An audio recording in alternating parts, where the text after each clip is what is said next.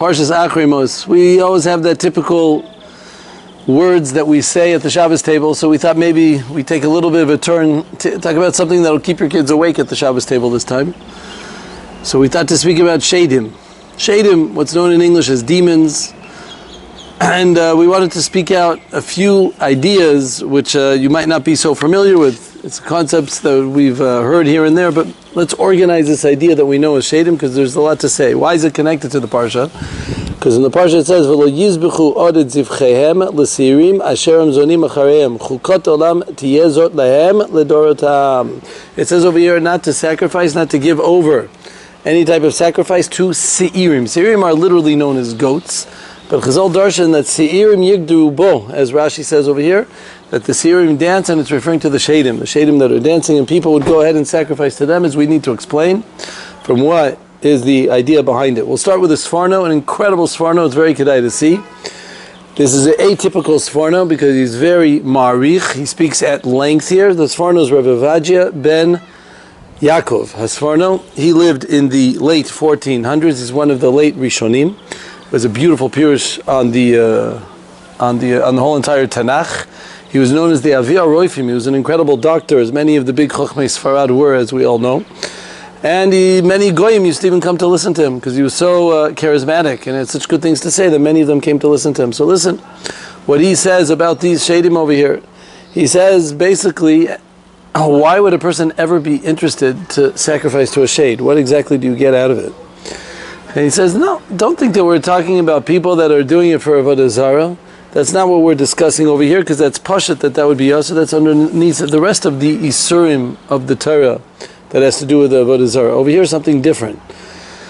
He says it's referring to a person who wants to connect to the Sheidim, to the demons, to those that are the satanic figures that we know, that we'll speak about where they came from. And he wants to connect to them because he knows that they have the capabilities to help him. They can tell him the future. They might be able to help him with certain things that he needs. They're able to see things that atidot, and we know that people are always willing to pay good big bucks in order to see something that's going to happen in the future. And therefore, he goes ahead and says that that is why they would go ahead and sacrifice to them. I'll explain to you soon how that sacrifice is.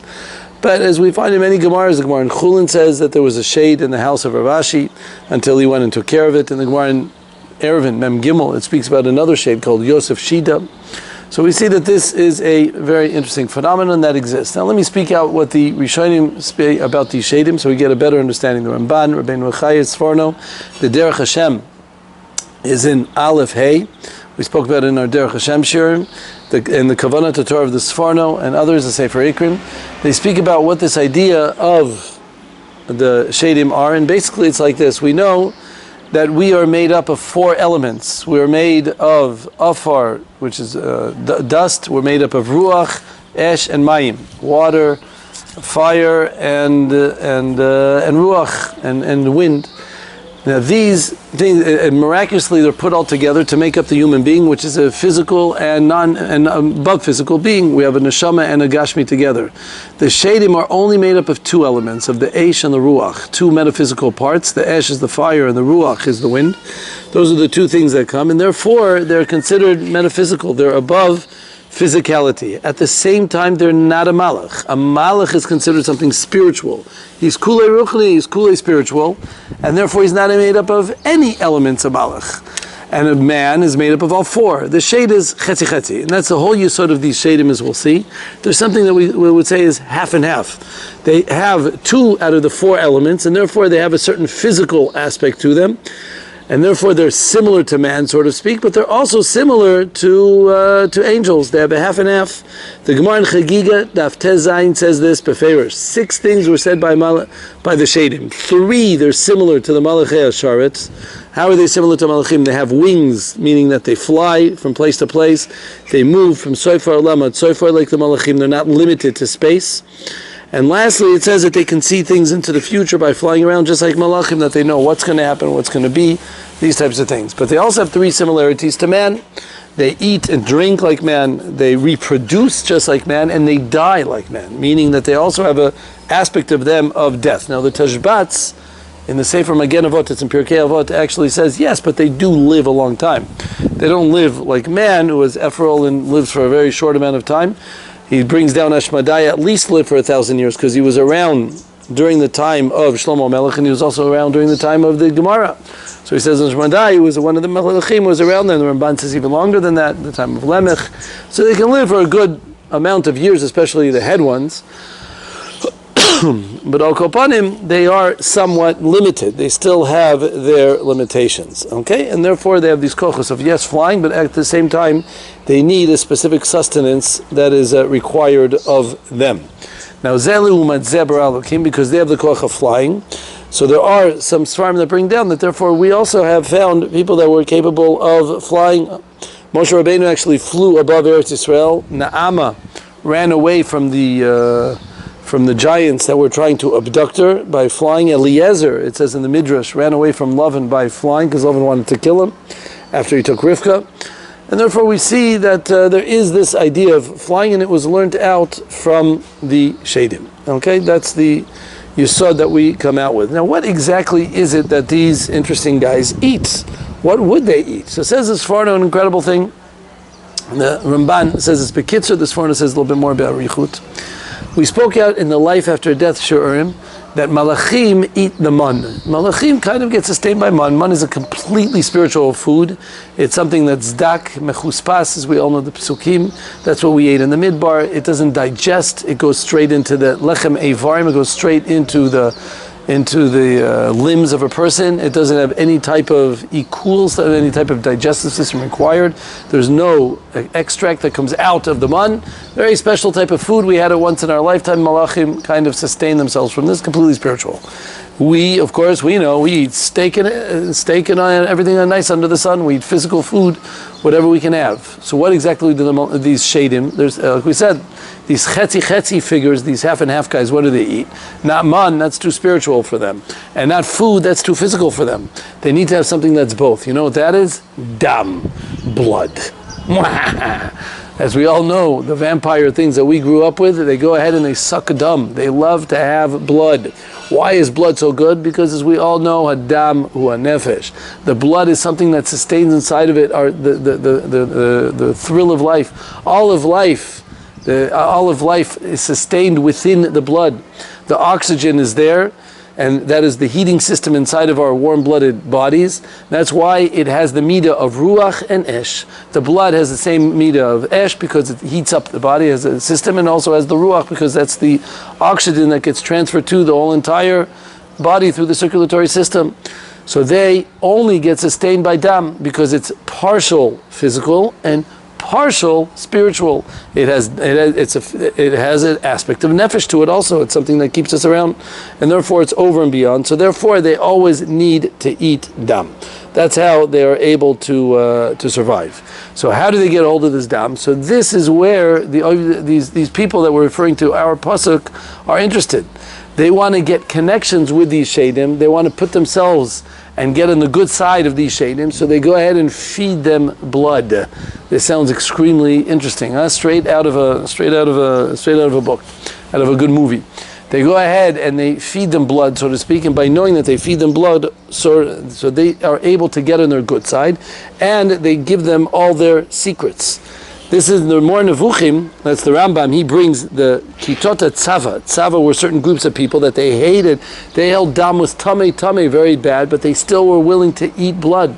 This is how they did it. They would eat food with complete, digested with blood, in order to be able to get a connection. By eating it, they knew that they were getting close to the Sheidim. It was helping them, the Sheidim, also get some of the blood. The Ramban brings Nigromancia. There's a certain idea of Nigromancia that they would burn hakatoret, a certain type of besamim, in order to be able to make a nice smell, in order to burn the blood. They would actually burn the blood in order to get to the sheidim. In other mefarshim, they say that there is a blood bath, believe it or not, old paro style, that they would actually make a small bath of blood, and by doing that they knew that the sheidim would come, and therefore they would be mitchaberta, and they would be able to connect to him in order to be able to get everything they want from them. Okay, that's the idea of the mincha dam l'sheidim, the way that we give over a certain amount of dam to sheidim. I recommend don't try this at home, but at least we want to have an understanding in the psukim, and that's why the pasuk, of course, asers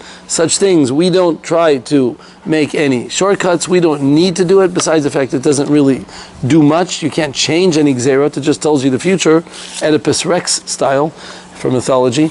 But besides that, it doesn't do much, and therefore we are interested in Tamim Tiyah. You go straight to Kadosh Baruch Hu, we daven, and therefore there's an Isser from the Torah, even when you don't do it for Avodah Zarah, to go ahead and do one of these blood liables, as they say, right? In order to make sure that you don't give it over to doing that. This is actually brought lehalacha, which shows the reality of the idea of Sheidim.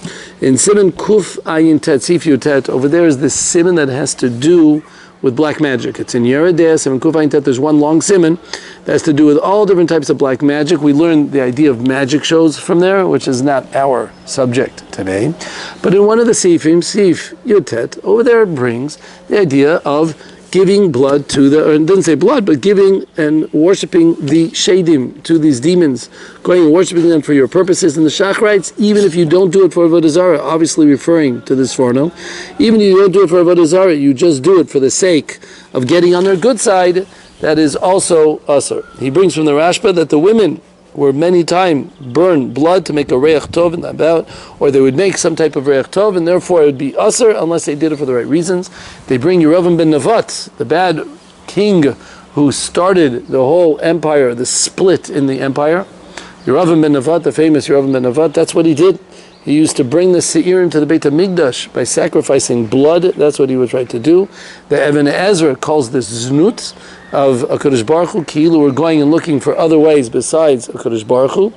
And therefore we have to be extremely careful. I hope you don't have such a big yetzer hara for this, but as we'll see, I'll show you a number of halachot that are relevant because of these sheidim, or these ideas. In the Sefer Chasidim, he brings that the Mitzrim used to whisper into the ear of the sheep, into the whisper, and the Sheidim would go ahead and be megala to them sodot. The Sheidim, the demons, would go ahead and tell them, and that's why we sacrifice these kvasim. That's why we do the Korban Pesach, to get rid of the kevis, because the Mitzrim would go ahead and use them as a means to speaking to the Sheidim, to the demons.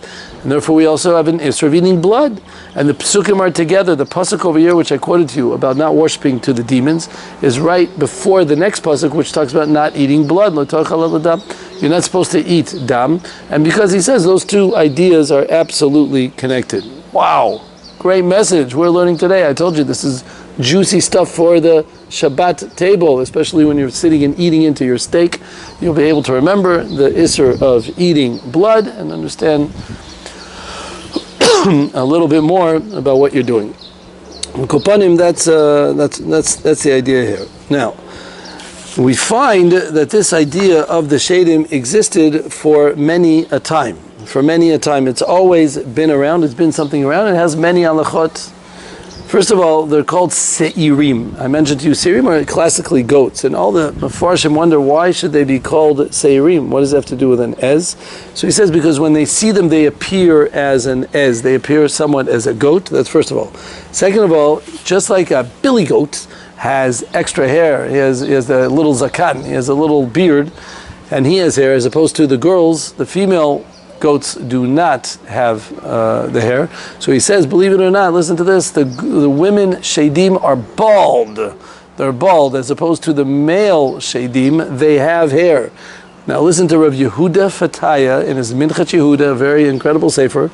I quoted a number of times in the Afterlife Shir. He has a little piece in Parshat Breshit where he does say, first of all, from here is a tochacha megula.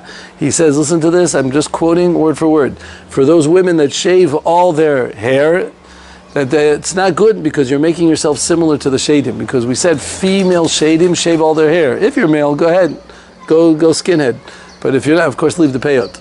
But for a female, it's not permitted to go ahead and do that because you're making yourself similar. And he brings a maaseh there with a woman, and I told you he has many maasim over there, incredible, of a woman that was being abducted by a shed. A shed would come and take advantage of her when her husband wasn't there, and whenever she wasn't, even when she was busy, and she would try to not, he would take advantage and would actually be ma'anis her. We mentioned that they also know how to be pru or vu, and he would actually rape there was a number of they could even have children, believe it or not, these Sheidim, through this means. And Al Koparim was abducting her, and therefore she came to the Rav in order to say, what do I do, how to get rid of him. So he wanted to test to see if it's really true, or maybe she's just making it up. So he tested her by saying, well, you know, the males don't have hair and the women do have hair, so it must be that he was bald, am I correct? And she goes, no, Rabbi, he's male and he does have hair. It was the opposite. I'm telling you, he had hair and he was a male. So he tested by saying the opposite, and she ended up being correct. So it ended up saying that he proved, and therefore he was able to get rid of the shade using his special cantations that only Rav Yehuda Fataya was able to do. Al Koparim, this is the idea of the Sheidim. We see that it's a real existence, and so real that we find that there are many halachot and ideas that come out from it. Let me mention a few Gemarot that speak about the Sheidim to show the realness behind this incredible force that exists. First of all, we have a Gemara in Shabbat, on Daf Chav Tet, that actually says that if a person extinguishes a candle in Shabbat, you're not allowed to do that, but if you do it for Ruach Ra, it might be permitted. Ruach Ra and Sheidim are the same thing. It's a bad spirit that takes advantage. We have a Gemara in Yevamot and Gittin that says someone who's inside of a bore, inside of a pit, and he screams out that someone should divorce my wife, I'm locked here, I'm probably going to die, someone should go ahead and give a get to my wife, like on 9/11 when many people were doing that in order to avoid a woman being in a guna, so she did that. And the Gemara says, but maybe it's a shed. So the Gemara says you have to look to see if there's a tzel, if he has a shadow or a shadow of a shadow. So then we could see that he's a real person. If he doesn't have a shadow, then you're right. It's very possible that it is a shed. On a similar Gemara over there in Yevamot, it talks about someone who stood on top of a mountain and said, so and so is not alive. I think he was committing suicide, so to speak. Like I said, very similar to 9/11 style.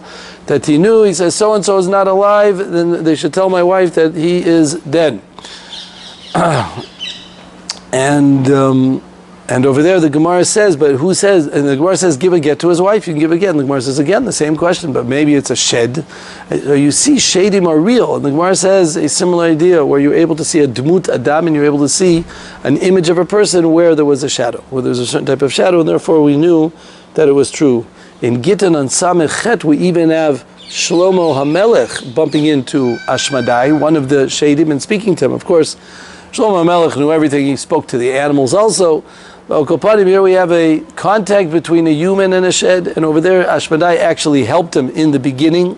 He needed to find the shamir, the special worm that he needed to help make the Beit HaMikdash, in the Beit HaMikdash. But after that, Ashmadai gave him Gehenom. He drove him bananas. He actually abducted, he took advantage of his wives.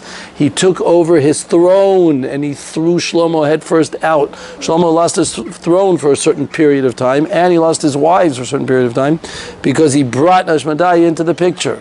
And from here, many of the Mefarshim say that yes, you think it's a good thing to go ahead and have these Sheidim on your side, and yes, they do help you. And yes, they do tell you the future, but you should know that you're putting yourself in big sikun. You're putting yourself in big danger, just like it happened with Shlomo Melech, the Nishmat Chaim, an incredible sefer which speaks about many things about life after death also. But he has a section about Sheidim, and he says that also, he says this point, that yes, the Sheidim will be helpful, but they do, like they did to Shlomo Melech, eventually they take advantage of you, and they can cause you Gehenim, they'll drive you bananas. Why? Because he says they have an incredible kina, a jealousy for man. They're very jealous of man, they're very upset about his situation, because they are full body, they have so much capabilities as person with free choice to do so much, and here we have it, we don't have these capabilities, meaning the Sheidim don't have these capabilities to do such a thing. How did this happen? Because we know the Sheidim were born on Bein Hashmashot. They were born on Bein Hashmashot during the time. And incredibly, the Midrash actually says, and the Ramban brings half the Midrash, but the Midrash at length says that Hashem was creating all of things, and He created the Sheidim. And guess what? Obviously, you have to understand what it means. He ran out of time, Kebiyachol. He created, he put in the esh, he put in the ruach, up, burn, and the buzzer hit, and he wasn't able to finish them. He wasn't able to finish, and they ended up remaining as Sheidim, half-built people, meaning like we spoke out before, that they almost were fully created, but then they ended up not having their... And therefore they always find a certain type of missingness. They're always lacking something. They're always looking for more. They're always looking to haunt people, to bother people, maybe to make a person be choteh, to make people sin. They have a certain jealousy of the situation of other people, and therefore anyone who has a certain weakness to him, they will take advantage of him. They will somehow take advantage, and they can cause a certain problem. We know with Eov, it came from the Satan. It came from the Satan, who was the Sheidim. Eov, all the tzarot that he went through is because of that.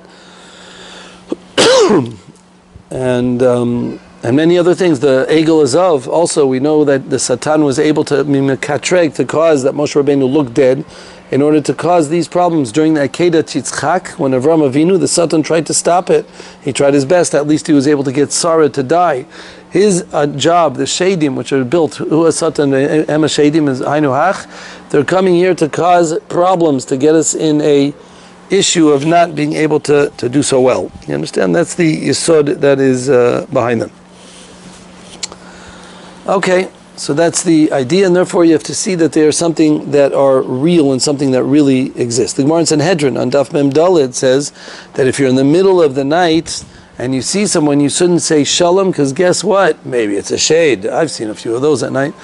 It depends where you're located, but you should not go ahead and say shalom, because you shouldn't use the name of Hashem, which is shalom, on a shed. Be careful.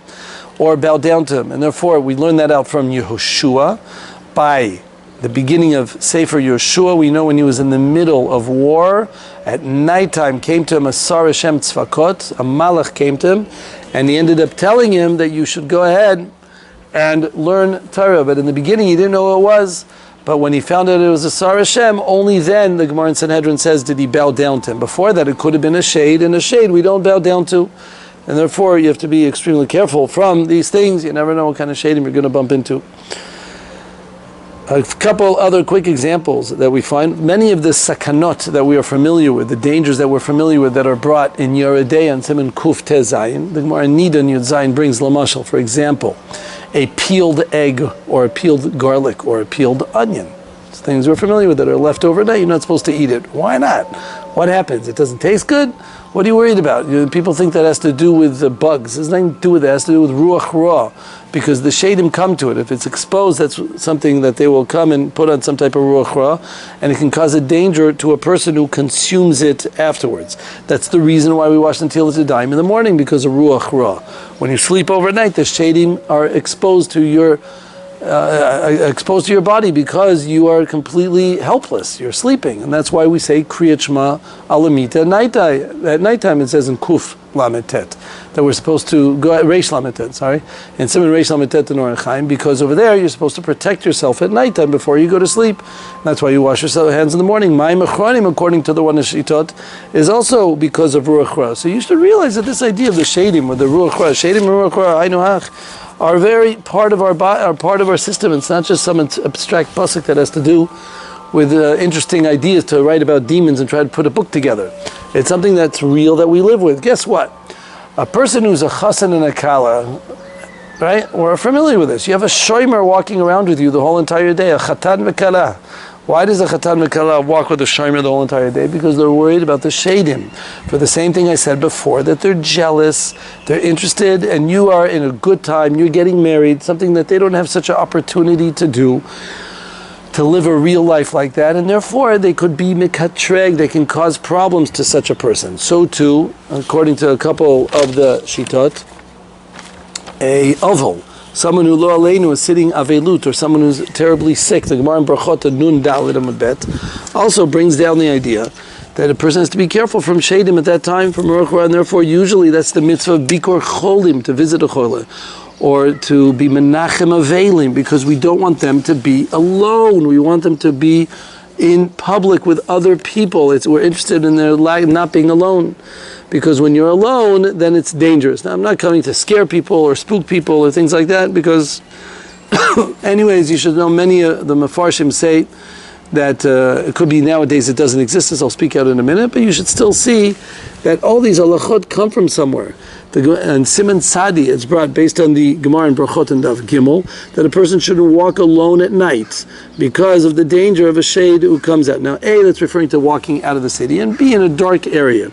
Usually we have lights and we are very lit up, and therefore we're not worried. If you go out to a mountain on a camping trip very late, not good idea to do it on your own. Who knows what's happening, because the Sheidim more or less live in places which are not which don't have people around it, which are completely abandoned. They live in abandoned areas, such as deserts, or things like that, or shuls, the way they used to build it, were outside of the city, and therefore they were dangerous. And from here we have another halacha.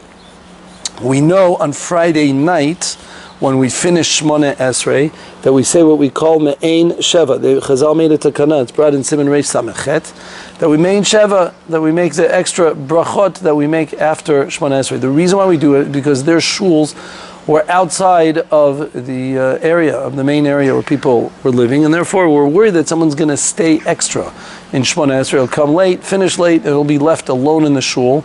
And lo aleinu v'lo alechem, the shadim will come. So therefore they were metaken to make an extra bracha in order to stall, so that we will make sure that nobody stays alone out there. During the week, there's another takana, Yiru Enenu, which is said by Bnei Eshkenaz in Chutz La'aretz, that they say Yiru Enenu, an extra bracha that they do after Hashkivenu at nighttime. All that is in order to extend the davening, to let people catch up so they won't be left alone in the shul. Now obviously this is not relevant for us at all, that our shuls are inside and people are always around. It's not such a big deal. So therefore Yira Enenu, according to the Goyen and others, was knocked out. But Me'ein Sheva has Kabbalistic reasons behind it also, and therefore we say Loi Plug. Me'ein Sheva stayed in its place, therefore we say it. However, on Pesach at nighttime, according to many Shitot, we don't say Me'ein Sheva because it's Leil Shimurim. You don't need that protection, and therefore that's the reason why we don't do it. So this is the power of the Ruach Ra that's able to take advantage. Now, Ruach Ra sometimes can be referred to as a person going crazy. It's considered Ruach Ra. That means he was abducted by a shed. Now over here, you find some of the Mefarshim overlapping between the idea of what we call a dibuk and a shed, which over here I find difficulty a little bit, because a shed was a creation of HaKadosh Baruch Hu before. A dibuk, we spoke about in the life after death sherm, are people that are coming back as Gilgulim. They come back in this world and they're running away from Kafakela. They know that they have to suffer very badly in the next world, so they're running and coming to abduct someone's body in order to take advantage. But Al Kapanim, in many places we find someone with a Ruach Ra that you're allowed to be Mechalel Shabbat for him in Siman Reish Peichet, or if he goes out of the Tchum, then he's stuck to his Dalet Amot and he can do crazy things. Many halachot that are brought about this. A kohen who is nichnas bo ruach shtut ruach ra, he's not allowed to be inside of the Beit HaMikdash. He's not allowed to serve in the Beit HaMikdash. Okay, that is a interesting idea behind the idea of Sheidim, and like I said, a real place where it comes. Listen to a Divrei Torah. That's a Munkatra, the revealed Tailamam, that says an incredible thing. Samarav. He says that he brings from, he has a Kabbalah Pimi a Kol Arya, this Kol Arya, this Shita, was very upset on Lechadoidi that they would sing to the Nigun of Alei Tzion during the 9 days. During the 9 days they would sing, and he said that's Befarhesia, that's Avelut Befarhesia. On Shabbat you're not allowed to act like an ovel and sing like an ovel. And he says, Be'elduti, he says, I saw that the Sheidim, that there was a haunted house, there was a house with ruchot on the Gag and the Aliyah, there were ruchot around, and he saw them in jest singing Lechadoidi. These Sheidim were actually singing Lechadoidi to the Nigun of Alei Tzion in order to make fun of him, to be able to do that. So we see this is something that really existed, it was something really around. Now the Beit Yosef is a halacha sefer. Beit Yosef, Rabbi Yosef Cairo, Shulchan Aruch, we know that's completely halacha sefer. And in Siman Kuf Tzadichet, he brings something incredible. He says there was a tofa'ah. He brings this for halacha reasons. There was a tofa'ah, he says amongst Bnei Ashkenaz especially, that when women would go to sleep, they would wake up with their hair braided. They went to sleep unbraided and it came back braided. Now it could be their husbands or their kids playing a practical joke on them, but he says it was the Sheidim that were braiding the women's hairs because there was something behind doing such a thing very esoterically, and he meant it as a nafka mina, that because it's dangerous to unbraid it, when it becomes braided, by the shade. If you unbraid it, it's a very big sakana. So he says it's not a chatzitza when they go in the mikvah. Sheesh. You hear that one? Some people, the shach brings other reasons why it's not a chatzitza, but he says because it was done and it's a time of sakana, so they want it to be braided. So therefore, that braid is not considered a sakana. Okay? And therefore, he says that one is permitted to go ahead and be tovel with it. Lamaisa, of course, everyone should ask the Rav. I hope your hair is not getting braided by Sheidim, or you should be checking probably in the hospital before that happens. But al kopanim, these are a number of halachot that we see are extremely showing that the idea of Sheidim exists. It's a real phenomenon. It's not something of a blast of the past. It's something that really happened. And therefore, this is a whopper question on the Rambam in Pirush Mishnayos and Avodah Zarah in Perek Dalid, famous Rambam that he says it, and the Meiri backs him up in Sanhedrin and Daf Tzadi Vav, over there in the Gemara when it talks about Sheidim. They both say the same thing, that Sheidim are divrei havai. It's not true, it's a fib, it's a bluff, it's just something that's in your mind, it's something that doesn't exist. All the Mefarshim go to town, ripping this to pieces, saying it can't be the Radvaz. It brings many things against it. Many of the Mefarshim say, of course, most famously is the Vilna Gaon in Siman Kuf Ayin Tet. He says too much philosophy got to his head. Now you don't say that on the Rambam. We don't say such things. The Vilna Gaon was almost a Rishon, and he could say such things. But he said, "Im kol hakavod to his greatness of the Rambam," but too much philosophy got him to say that things that you don't see. Seeing is believing. That was classic philosophical beliefs, and if you don't see it, leave it alone. So therefore, he held that the Rambam tried to push all this. He brings lists, of course, the Goyen brings lists and lists of Gemaras, Midrash, and many of the things that we spoke out here about places where Sheidim are mentioned all over the place. And he says, how can you deny the fact that these things exist? And it's incorrect to say such a thing. However, the Kotzker is known. The Kotzker said a very famous line. Of course, the Rambam agreed that the Sheidim existed. But you know what he says? He says when the Rambam paskind that there are no more Sheidim, because it's a halacha sefer, when he paskind and said la halacha there's no more Sheidim, they all disappeared. Bye-bye. And that's why he says a lot of times people are less careful about sakanot of things that are supposed to be dangerous, so we're less careful about many times of these things.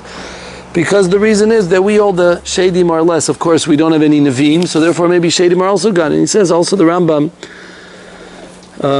has be put away. I heard a tremendous, interesting, in the Oitzon Niflot, I saw an interesting connection to this idea, because the Midrash brings down, B'yom Kolot Moshe Lakim et Mishkan, when Moshe Rabbeinu stopped making the Mishkan, the Midrash actually says, when he stopped making the Mishkan, he also was Mekala the Mazikin Me'olam. He took away the Mazikin from the Olam. So from here, they want to learn, based on this Midrash, this could be a Mekor, a source for the Rambam, that we see from Moshe Rabbeinu that he stopped the Sheidim from being around, even though they were around, but they're not around anymore. And he says, Mi Moshe la Moshe lo haya ka Moshe. Maybe Moshe Rabbeinu is not just Moshe, maybe it's Moshe Bar Maimon, maybe it's the Rambam. When Miyom Kolot Moshe, when Moshe, the Rambam, made a Gzeira, so then it ended up being that there were no more Sheidim in the world. So that's why there's a certain stop amongst the Sheidim. Al Kopanim, like we said, this is a real phenomenon. These were things that came about during the time of Briat Olam in Bein Hashmashot. There are other times when it happened. Adam Rishon, they say, had relations with the Lilit during the 130 years that he was separated from his wife. Lilit was one of the Sheidim, and he had children from her. So you see, like I said, and he had Sheidim from her, that there is such a phenomenon of having children from a Sheid. But Al Kopanim, we see that it's something that's real. They actually say, you should know that Tevat Noach also, they darshan the Yalkut in the Yalkut Shimoni, in the Bereishit Rabbim darshans and Tevat Noach, that it says Kol Chai L'Rabot Sheidim. He also took Sheidim onto his thing. So first of all, you see that they also need to have sustenance. They're not like Malachim. They need to be sustained, and they were put onto the Teva of Noach. They were put on Noach's ark. Rabbeinu Bechaya says it's learned out from the pasuk, Kol Of, Kol Tzipor, Kol Kanaf. Kol Of is non-kosher birds. Kol Tzipor is kosher birds. What's Kol Kanaf? Did you ever think about that? That pasuk says Kol Kanaf, every wing. What's a wing got to do? It says it's L'Rabot Sheidim. That Sheidim were also put on during this time period, and therefore we see that there are these ideas.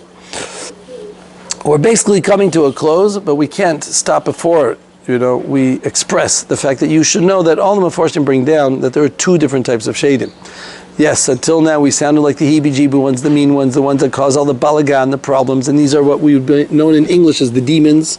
Those are the bloodsuckers, those are the ones that are dangerous, and those are the ones that tell you the future, but they can also cause you a lot of problems. That you should know that there's another type that's brought in the Zohar. This is brought in the Zohar, both of these types, in Parshas Pinchas, that there's another type that they actually help. We saw in the Gemara, I mentioned to you, the Gemara in Eruvin brings down of Yosef Shidai, he knew Torah. He actually used to help the Talmidei Chachamim in learning to a certain extent. Had the name of Shakai on top of him. And therefore, some of these are better. In English, we would refer to these as genies, right? You have demons and you have genies. You have the genie who's always the good guy, he's always there to help you out, as opposed to the demons are always there to go ahead and suck your blood. So therefore, we see that there are both types in the Zohar. You should know all literature from the Goyim, literally all of it, over and over. If you look, it always comes back to the Torah. You always see that many of it has Torah basis, and because they knew a lot of the Torah, so that's where they got all their mythology and fables and all these types of things. Al Kopanim, these are the two types. It's interesting because the Zohar refers to the bad ones as Goy Sheidim, they're Goyim, Akum, and the other ones are Yehudai Sheidim, or Jewish Sheidim. The good ones are Jewish Sheidim. Now, I don't think they're wearing kippah and tzitzis, but Al Kopanim, they are the ones that are on the good side, and they're the ones doing the good part. Rabbeinu Bechaye, also in the beginning of Parshat Shmot and Perek Bet, brings the same thing, that there are two different types based on the things. He says the good ones are similar to the malachim, to the angels that are there to help us, they're behind us, to try to heal us. Yosef Shidai brings, and others, the Gemara in Eruvin. And then he also brings, of course, the bad ones, which are there to cause us problems and make us sin, etc. These are based from the Sitra Achra, they come from the bad side. But he brings a third kind also, he says, and they're in the bottom of the ocean. He says, Lule, that they would come out of the ocean, if somehow they would be released from the ocean, they would be machriv et oilam, they would completely destroy the world. As the Gemara in Brachot says in Daf Vav, Ilmali nitna ayin lirot, if you would be able to see all the shadim that surround you, ein kol bria yocholu la'amod mipnei mazikin. A little bit scary, you wouldn't be able to stand up because of mazikin. Because Abayi said over there, there's 1,000 on your left and 10,000 on your right. They're all over the place, these shadim. And the Gemara in Brachot, which some people are familiar with, actually says if you want to see what they look like, so you can put some sand around your bed, and you'll see chicken feet all around your bed, and those chicken feet is how they were made, because like I said, they weren't made complete, so they were left with some chicken feet, and they don't have, and that's the tzur that they have in their feet, and they are walking around your bed on a constant basis. Again, I'm not here to scare anyone. We just saw that chances are they're not really around anymore so much. Here I am outside by myself. I'm starting to spook myself out. I better calm myself down here. But Al Kopanim, you should know that it's something that the Gemara held over and over again. It's something very real and something that was there.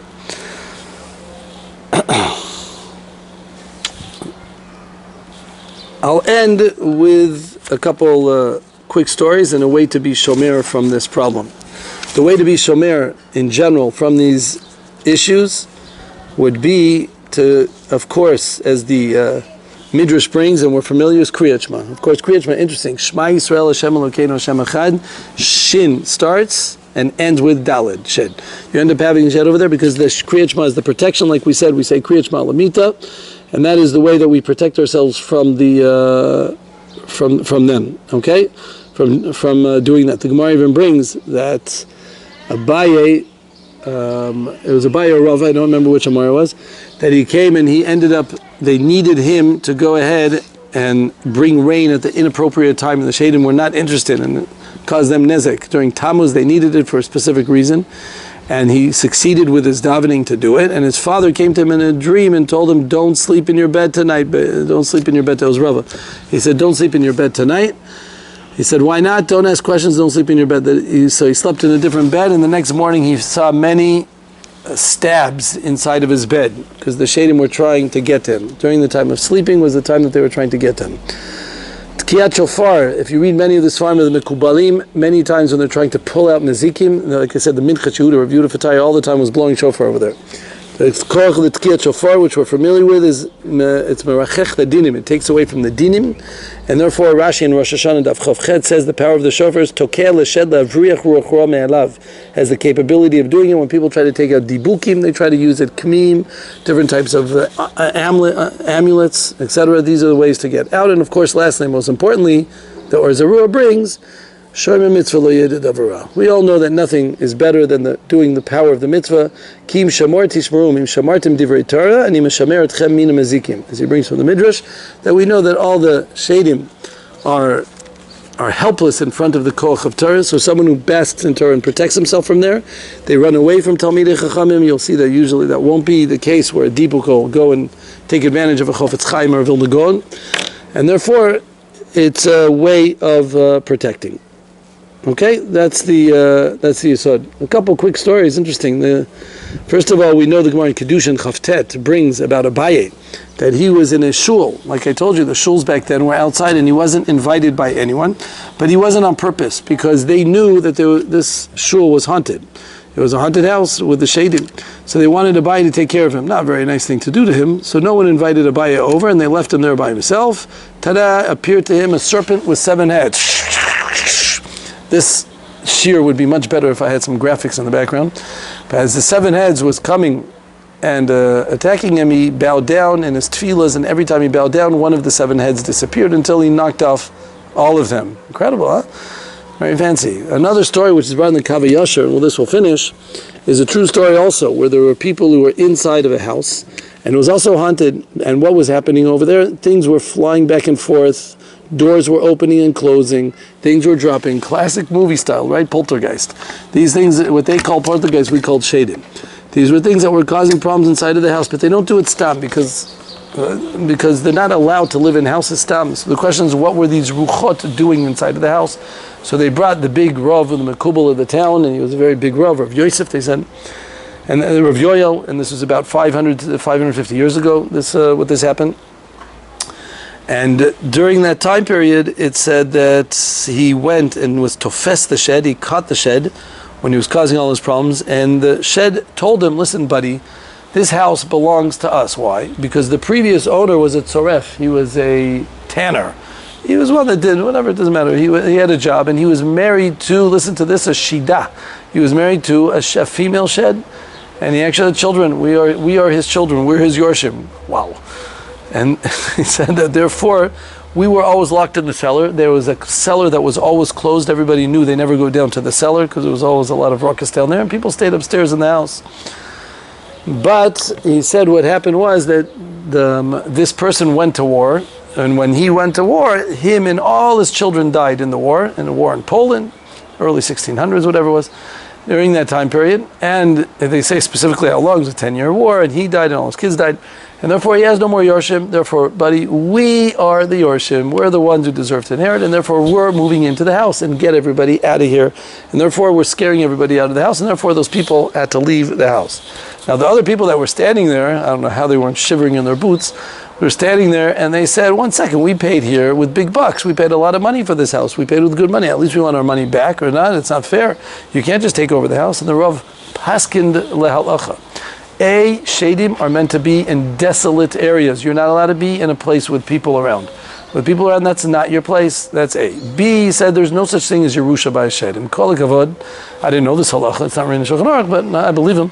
There's no such thing as an inheritance by a Sheidim, therefore you can't. And C, they paid good money, and therefore the house became theirs. He paskin that they have to leave, and they left. At least someone listens to the rabbi.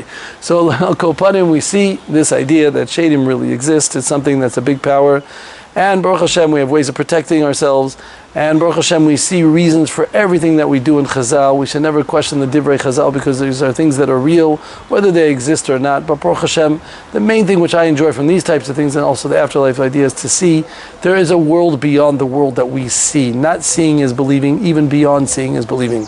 We are spiritual people. We believe that spirituality is a mitziyut, it's a fact.